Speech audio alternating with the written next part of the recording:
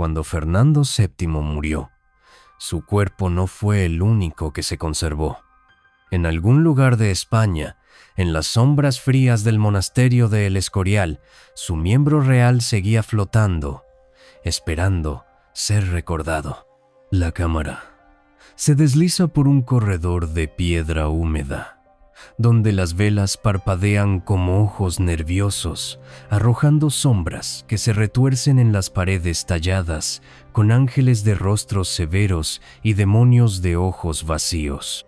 Es 1833, Madrid, una ciudad sofocada por el peso de un reino al borde del abismo, donde el aire huele a cera quemada, incienso rancio, y el miedo que se filtra por las rendijas de las puertas del Palacio Real. En las calles, el pueblo murmura, sus voces rotas por el traqueteo de los carruajes reales y el eco de las botas de los soldados. En los mercados, el hedor del pan mohoso se mezcla con el polvo de las plazas, mientras los mendigos extienden manos temblorosas, susurrando maldiciones contra un rey que los olvidó.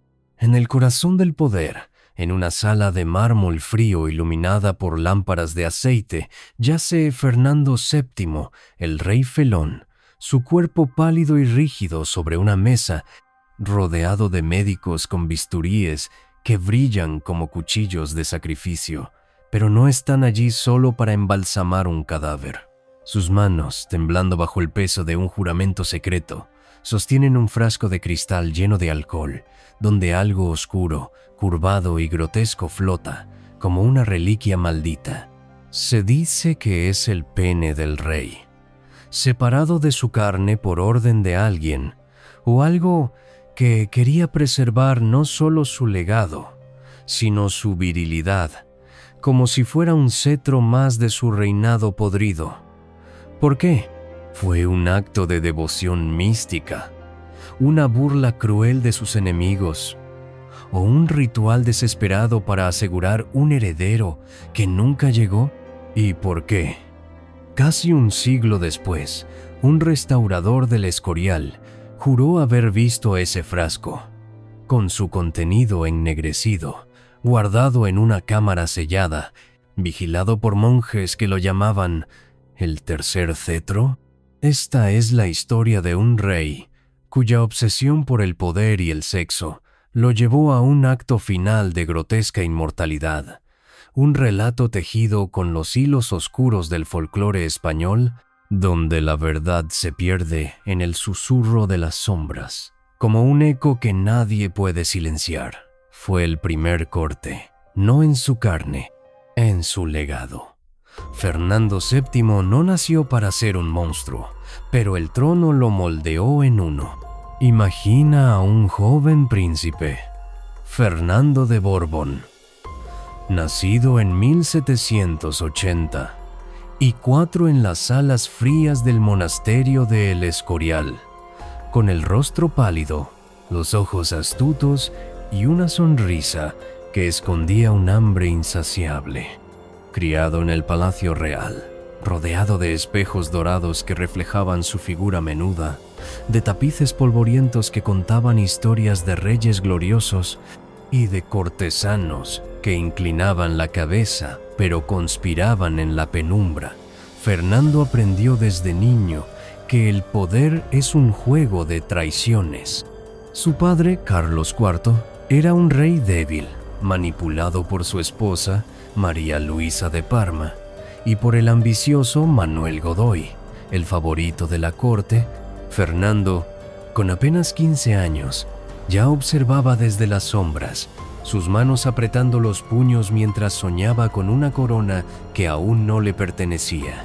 En 1808, a los 24 años, conspiró contra su padre en el motín de Aranjuez, una revuelta orquestada en las calles polvorientas de un pueblo madrileño, donde el pueblo enfurecido y los nobles, hambrientos de cambio, lo llevaron al trono, pero su reinado fue efímero.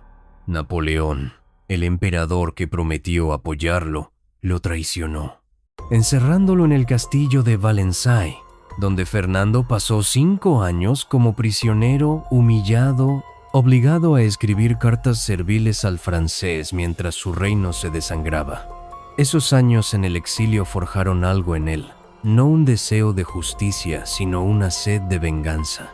Cuando regresó a España en 1814, tras la derrota de Napoleón, el pueblo lo recibió como un mesías. Con las calles de Madrid cubiertas de pétalos de rosa, las campanas de las iglesias repicando y las madres llorando de esperanza. Pero Fernando no era un salvador. No gobernaba, traicionaba y su obsesión lo consumía. Derogó la Constitución de Cádiz, esa carta magna que prometía libertad, y desató una cacería contra los liberales, llenando las prisiones de gritos y cadenas. Reinstauró la Inquisición, cuyos tribunales olían a azufre y miedo, y gobernó con mano de hierro, aplastando cualquier susurro de rebeldía. Pero detrás de su crueldad absolutista había otra obsesión, más íntima, más visceral: dejar un heredero, un hijo varón, que asegurara su dinastía. Fue el segundo corte, no en su carne, en su alma. El Palacio Real de Madrid era un laberinto de espejos y secretos. Sus salones, iluminados por candelabros que goteaban cera sobre suelos de mármol, resonaban con los pasos apresurados de cortesanos, el susurro de sedas y el tintineo de copas de vino. Fernando, con su figura encorvada, su rostro pálido y su risa nerviosa que cortaba como un cuchillo, paseaba por los pasillos, su mirada fija en los retratos de sus antepasados, reyes que lo juzgaban desde el lienzo. Sus matrimonios eran un espectáculo de poder, no de amor. Su primera esposa, María Antonia de Nápoles, llegó a Madrid en 1802. Una joven frágil que tosía sangre y cuyos ojos reflejaban el peso de un matrimonio arreglado. Murió 2 años después, sin darle hijos, su cuerpo consumido por la tuberculosis, dejando a Fernando con un vacío que alimentó su rabia.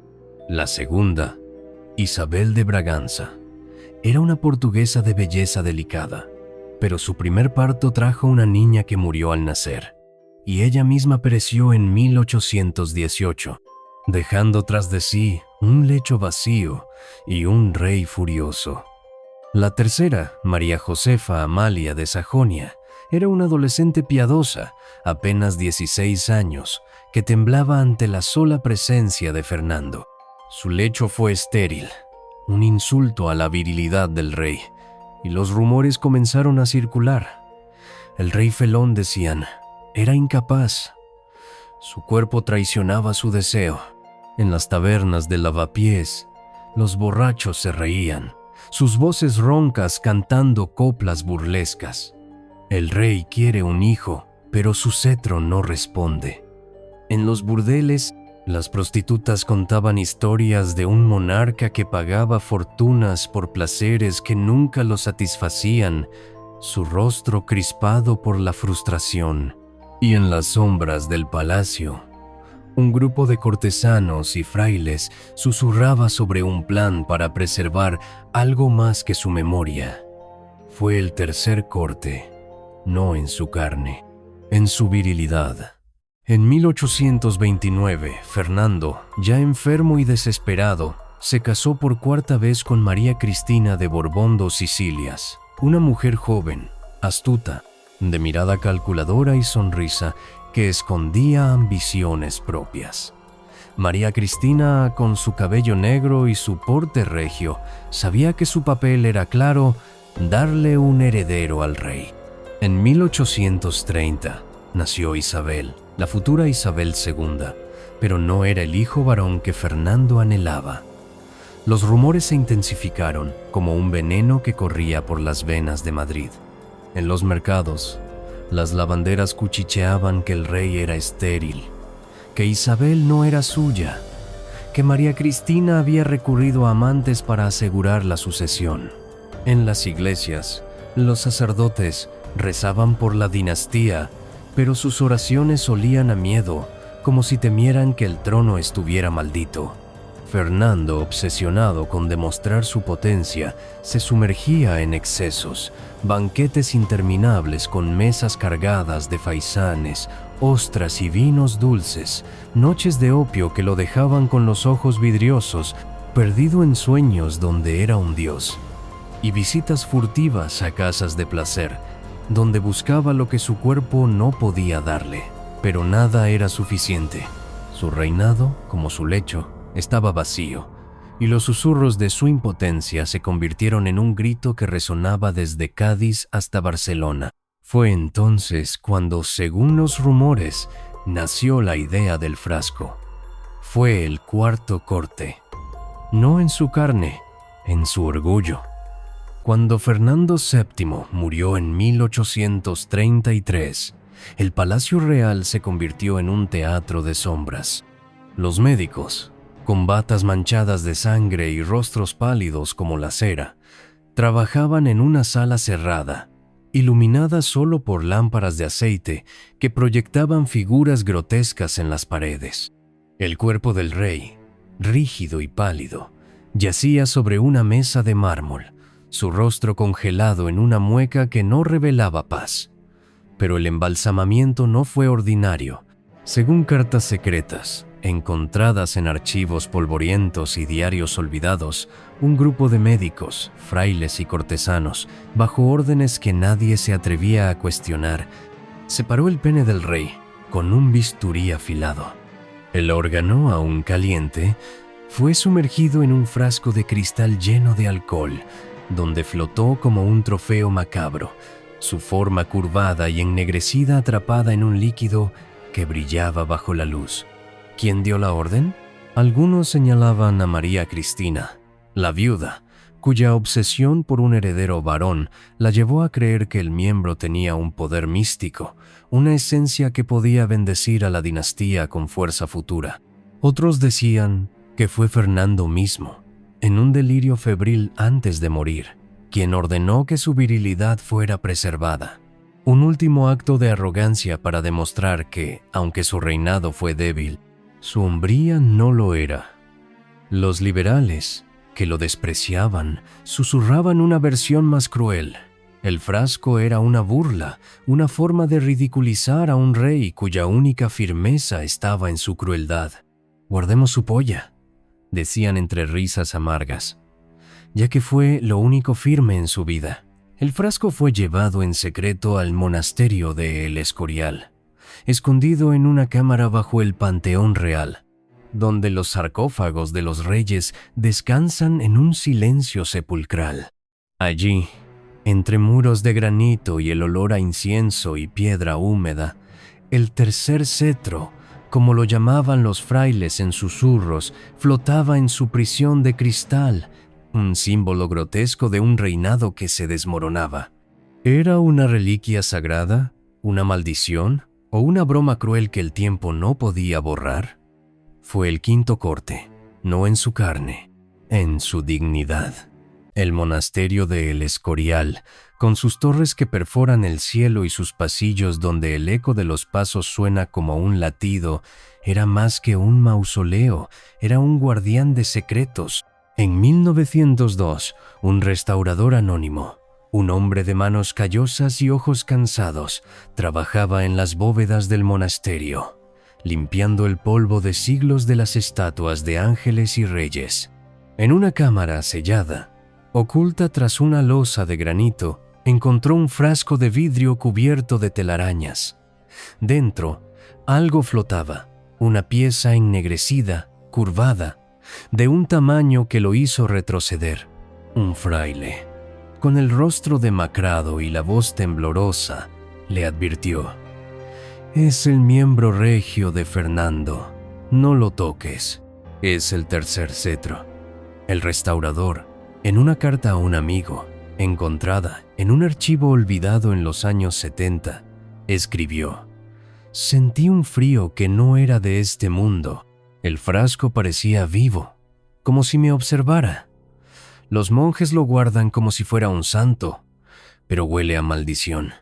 La carta terminaba con una súplica: «Quema esto. No quiero que mi nombre se asocie con esa cosa». ¿Qué vio el restaurador? ¿Un trozo de carne preservado o un reflejo de los pecados de un rey que no encontraba descanso? Fue el sexto corte, no en su carne, en el silencio. Los rumores no murieron con Fernando. En los años 40, tras la guerra civil, el Escorial era un lugar de ruinas y susurros. La guerra había dejado cicatrices en sus muros, con balas incrustadas en la piedra y altares saqueados por soldados desesperados. Un trabajador de mantenimiento, Manuel, un hombre de rostro curtido por el sol y los años, limpiaba las bóvedas del Panteón Real cuando escuchó una historia que lo hizo estremecerse. Un soldado franquista, decían, había entrado en las cámaras secretas durante el caos de la posguerra, buscando reliquias para venderlas en el mercado negro. Entre los objetos robados estaba el frasco, el tercer cetro, que nunca reapareció. Algunos creían que fue destruido por órdenes religiosas, horrorizadas por la blasfemia de conservar algo tan profano. Otros susurraban que aún existía, escondido en una sala oculta del Escorial, o tal vez en manos de un coleccionista morboso que pagó una fortuna por poseer un pedazo de la historia más oscura de España. Manuel, en una taberna de Madrid, con los ojos vidriosos por el vino, le contó a un amigo: «Lo escuché una noche, un sonido como de agua moviéndose en un frasco. No era un sueño, era él».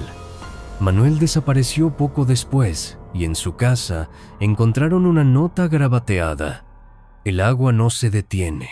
Lo escucho todas las noches». Era el frasco, el eco de un rey que no descansaba, o la culpa de un hombre que sabía demasiado. Fue el séptimo corte, no en su carne, en su misterio. Pero la historia del frasco no termina ahí. En 1850, una criada del Palacio Real, Inés, una mujer de manos ásperas y ojos que habían visto demasiado, afirmó haber escuchado a María Cristina hablar en sus aposentos privados. Según Inés, la reina viuda, envuelta en luto pero con una mirada feroz, le confesó a un confesor que el frasco no era solo una reliquia, sino un amuleto. «Contiene la fuerza de la corona», dijo, según la criada, «y mientras exista, la dinastía no caerá». Inés, aterrorizada, juró no volver a hablar de ello, pero su historia se filtró a los criados, que la contaron en los mercados, donde se convirtió en un rumor más. Inés fue despedida poco después, y algunos decían que fue enviada a un convento para silenciarla. ¿Qué sabía Inés? ¿Era el frasco un símbolo de poder o una obsesión de María Cristina por controlar incluso la muerte de su esposo? Fue el octavo corte, no en su carne, en su verdad. Otro testimonio vino de don Álvaro, un cortesano liberal que había servido a Fernando VII, pero que, tras su muerte, se exilió en Cádiz, perseguido por los absolutistas. En un panfleto clandestino, publicado en 1835, escribió: «El rey Felón no dejó solo un trono vacío, dejó un frasco que lo ridiculiza eternamente. Lo vi antes de que lo llevaran al Escorial. No era una reliquia, era una burla». Don Álvaro fue encontrado muerto poco después, con un puñal en el pecho, y su panfleto fue quemado por orden real. Pero copias sobrevivieron, escondidas en sótanos de Cádiz, donde los liberales las leían en secreto, riendo con amargura. ¿Era el frasco una invención de los liberales para humillar a Fernando? ¿O una verdad que el cortesano pagó con su vida? Fue el noveno corte, no en su carne, en su memoria. Y luego estaba el fraile Anselmo, un monje del Escorial que en 1902 custodiaba las bóvedas.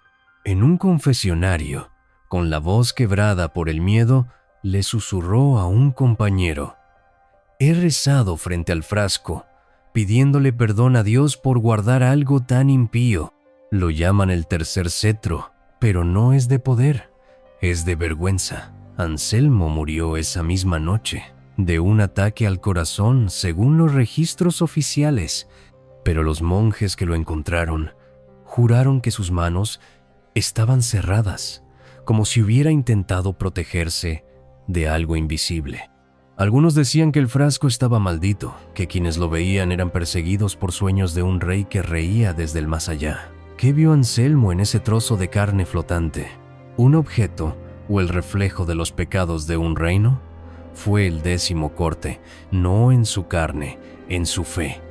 El contexto del reinado de Fernando VII era un caldero a punto de estallar. España, en el siglo XIX, era un reino fracturado, desgarrado por guerras, revoluciones y traiciones. La invasión napoleónica de 1808 había dejado un país en ruinas, ciudades quemadas, campos arrasados y un pueblo dividido entre los que apoyaban a José Bonaparte, el rey impuesto por Napoleón, y los que luchaban por Fernando, el deseado. La Guerra de la Independencia de 1808 a 1814 fue un baño de sangre, con guerrillas emboscando a los franceses en las montañas y ejércitos enfrentándose en campos empapados de sangre. Cuando Fernando regresó, prometió sanar la nación, pero en cambio la sumió en el caos. Derogó la Constitución de Cádiz, una carta que prometía libertad y derechos, y desató una persecución implacable contra los liberales, cuyos líderes fueron encarcelados, exiliados o ejecutados. La Inquisición, reinstaurada, extendió su garra sobre las almas, quemando libros, interrogando a sospechosos y llenando las iglesias con el olor a azufre y miedo. En las provincias, los rebeldes se alzaban, desde los carlistas en el norte, que defendían el absolutismo, hasta los liberales en el sur, que soñaban con una república. En las colonias americanas, la independencia se extendía como un incendio, con México, Argentina y Perú arrancándose del yugo español, dejando a la corona sin su riqueza. En Madrid, el hambre era un compañero constante. Las calles olían a podredumbre. Los niños mendigaban descalzos y las madres lloraban por hijos perdidos en guerras lejanas. En el Palacio Real, Fernando vivía en un mundo aparte, rodeado de lujo obsceno, mesas cargadas de manjares, cortinas de terciopelo que costaban más que el pan de un pueblo entero, y espejos que reflejaban un rostro cada vez más demacrado. Su obsesión por un heredero varón lo consumía, y cada matrimonio fallido era un golpe a su orgullo, un recordatorio de que su cuerpo no estaba a la altura de su corona. María Cristina, su última esposa, era una mujer de acero, manipuladora, que gobernó como regente tras su muerte, asegurando el trono para Isabel II. Pero incluso ella, según los rumores, miraba el frasco con una mezcla de fascinación y repulsión, como si contuviera un secreto que podía destruirla. ¿Qué veía en ese trozo de carne? ¿Un símbolo de poder, una reliquia maldita, o la prueba de la impotencia de un rey que quiso ser Dios? Fue el 11º corte, no en su carne, en su dinastía. Entre los testigos estaba el doctor Vargas, un médico anónimo que asistió al embalsamamiento en 1833. En un diario perdido, encontrado en un mercado de antigüedades en los años 60, escribió: «Cortamos más que su cuerpo, cortamos su alma. El frasco no era una reliquia, era una prisión. Cada noche sueño con sus ojos, observándome desde el cristal». Vargas, con las manos manchadas de sangre y alcohol, temblaba mientras sellaba el frasco, como si supiera que estaba cometiendo un acto contra natura. Desapareció semanas después, y algunos decían que fue silenciado por la corte para evitar que hablara. Otros creían que huyó, perseguido por visiones de un rey que no descansaba. ¿Qué sabía Vargas? ¿Por qué su diario terminaba con una frase garabateada?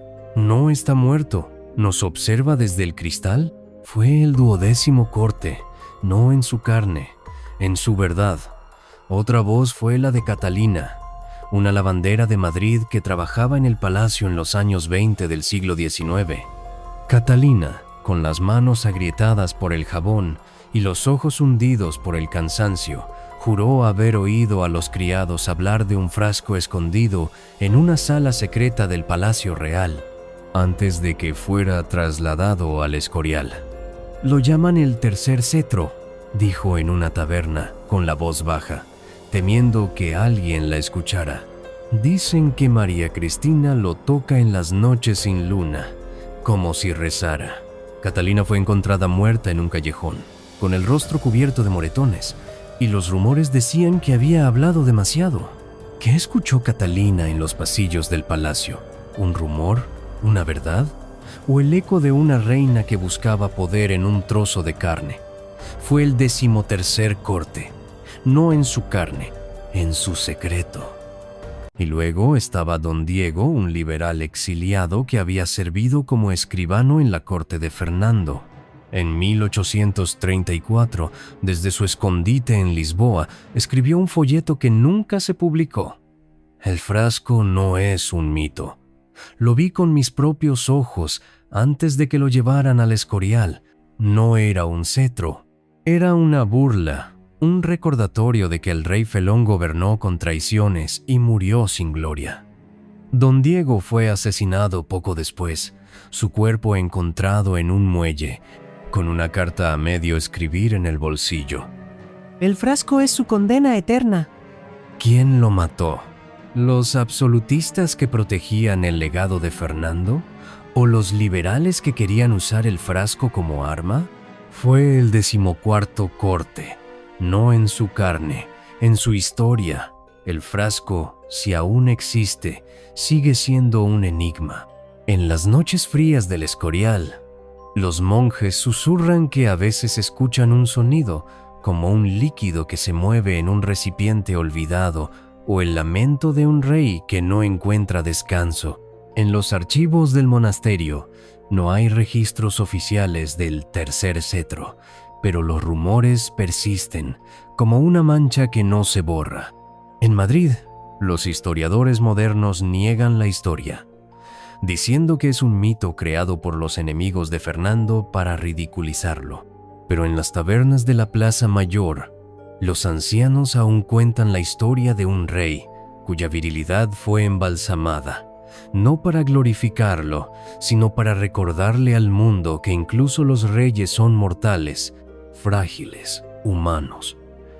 En los mercados, las vendedoras de flores murmuran que el frasco está escondido en una cripta secreta, vigilado por monjes que rezan para que nunca sea encontrado. En las iglesias, los sacerdotes evitan mencionar el nombre de Fernando, como si temieran que su sombra aún aceche.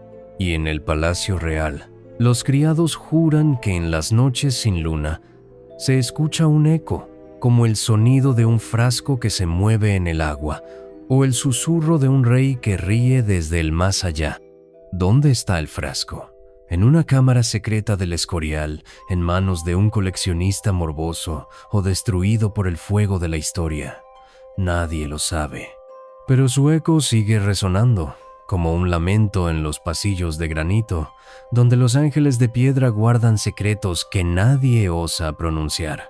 Fue el 15º corte, no en su carne, en su eternidad. El reinado de Fernando VII fue un grito de poder que se ahogó en traiciones, un reino donde las cadenas eran más fuertes que las promesas, y los espejos reflejaban un rostro roto por la obsesión, su búsqueda de un heredero varón, su crueldad absolutista, su traición a la libertad. Todo convergió en ese frasco, un símbolo grotesco que no glorificaba, sino que humillaba. El Escorial, con sus muros fríos y sus bóvedas silenciosas, guarda el eco de un rey que quiso ser Dios y solo dejó un legado de sangre, burlas y rumores. Cada matrimonio fallido, cada liberal ejecutado, Cada susurro en las sombras era un paso hacia ese frasco, hacia esa reliquia que no era un cetro, sino una condena.